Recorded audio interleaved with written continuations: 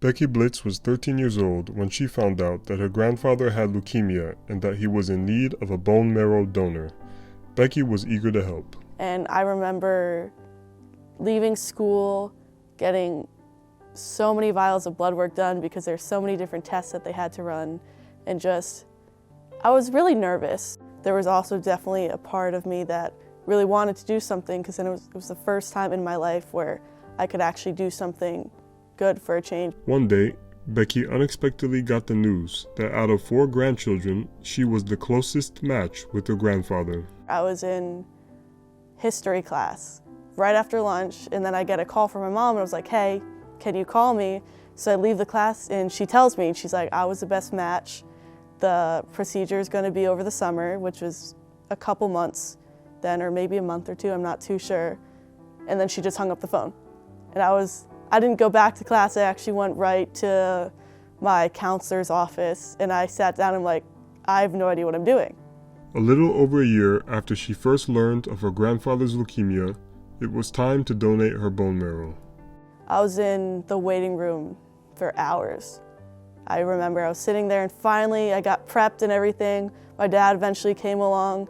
It's actually my favorite picture of me and my dad because, of course, as my mom, she starts taking photos of everything. So I'm sitting there nervous in the hospital chair, and then she's like, click. And then there's one picture of me and my dad where you could tell I'm so nervous, and he's like holding my hand, smiling. It was a lot, definitely. I could tell my body has been taking a toll. I couldn't sit up for a little bit, and then I couldn't walk myself to the bathroom. I know it's a big thing that I did. I wrote my whole college essay on it. My grandpa wrote my letter of recommendation and everything, but I just thought I was doing something nice for my grandpa, and it wasn't really that big a deal for me. Becky took some time to talk with her grandpa. How are you? I'm doing okay. How are you doing? I'm good. So how did you feel when you knew you needed to have someone donate from the family? They tested the 4 grandchildren, and your reaction is the one that I will never forget. When you went to the nurse, let it be me, let it be me. You know, everybody else was, oh, this is great, this is wonderful, but you were playing, you just wanted it to be you.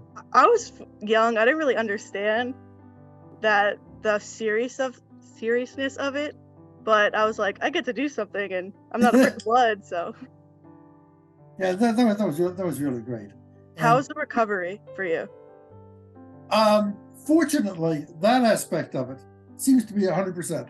My understanding is that you really don't get a second chance at this. The longer you go without having anything going wrong, better off you are.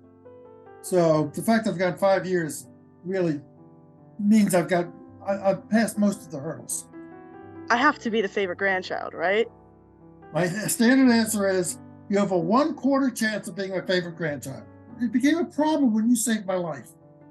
I wasn't quite sure what to do with that. You're going to be my great favorite grandchild for a day.